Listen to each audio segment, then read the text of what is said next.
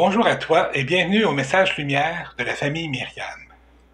Dans l'évangile d'aujourd'hui, le Seigneur nous demande d'aimer nos ennemis, de prier pour ceux qui nous persécutent. Tout un programme, hein? Pas facile à faire, ça. Et tu sais, la vie, c'est pas un grand fleuve tranquille. Des fois, ça peut arriver qu'on soit blessé, que qu'on soit intimidé, qu'on se fasse voler, il nous arrive plein de choses qui peuvent nous faire passer par toutes sortes d'émotions. Qu'est-ce qu'on fait avec ça? Tu sais, le Seigneur nous demande d'aimer nos ennemis, mais humainement aussi, est-ce que c'est possible? Humainement, tout seul, non, pas vraiment.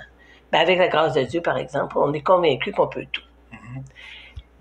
En premier lieu, c'est sûr que notre réaction humaine, qui est tout à fait normale, d'avoir peur, d'avoir de la tristesse, de la colère, vivre de l'injustice, tout ça, ces émotions-là, ils montent en nous. Mais c'est qu'est-ce qu'on en fait avec?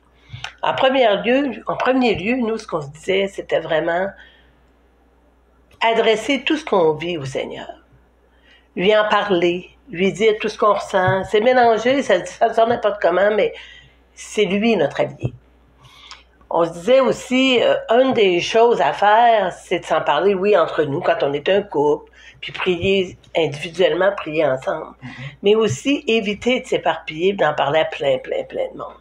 Parce que chaque fois qu'on en parle, là, chaque fois qu'on parle de l'injustice qu'on a vécue, de la crainte, de la peur et tout ça, on ne fait que l'augmenter. Et ça ne donne rien, humainement. Avec le Seigneur, avec un proche, avec une personne de confiance, oui. Mais maintenir ça là, dans le secret, avec notre Seigneur, ça nous aide beaucoup à nous recentrer, puis à accueillir la grâce du Seigneur. Une fois qu'on a un petit peu repris nos esprits, c'est de refuser de se venger.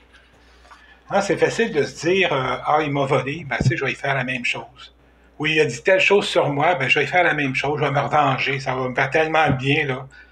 Mais tout ce que ça fait juste entretenir cette boucle-là, puis à un moment donné, on tombe dans une boucle sans fin, puis ça nous rend tellement mal, puis malheureux, puis triste aussi, parce que c'est comme si on prenait le péché de l'autre, puis on le reproduisait. Alors c'est comme...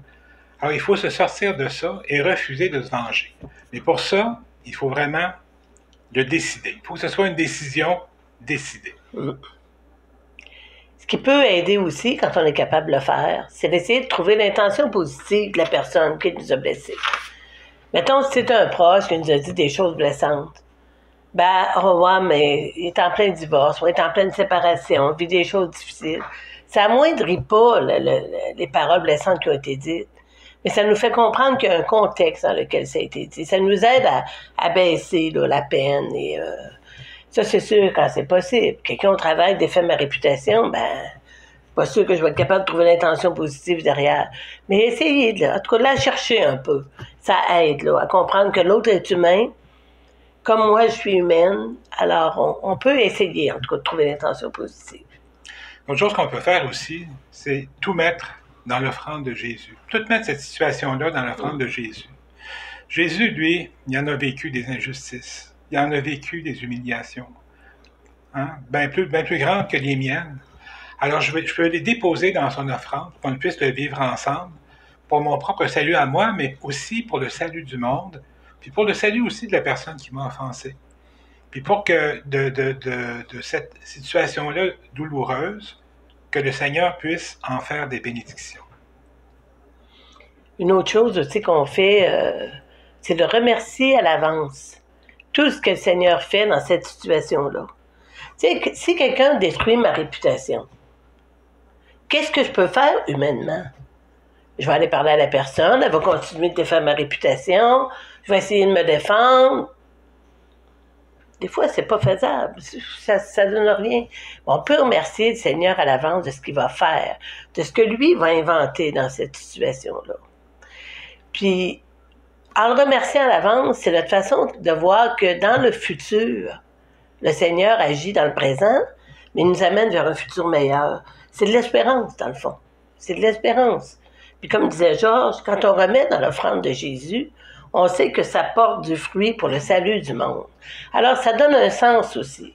Peut-être que je ne saurais jamais pourquoi telle personne défait ma réputation, ou telle personne m'a volé, ou je ne saurais jamais pourquoi. Je ne saurais jamais comment l'arrêter. Mais ce que je sais, ce dont je suis certaine et qu'on est certain, c'est que le Seigneur, lui, en le mettant dans son offrande, ça sert pour le bien du monde entier. Alors ça, c'est comme ça vient enlever là, une grosse chape de plomb qu'on peut avoir sur les épaules. Il ne faut jamais oublier que le Seigneur est toujours avec nous. Il est toujours présent avec nous, dans les hauts comme dans les bas. Alors quand on vit une situation difficile, on cherche à la vivre avec lui. Puis lui demander, Seigneur, qu'est-ce que tu ferais avec ça? Qu'est-ce que tu ferais à ma place?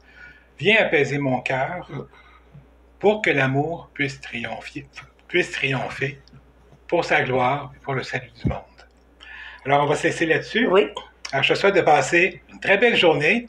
Au revoir et à bientôt. À bientôt.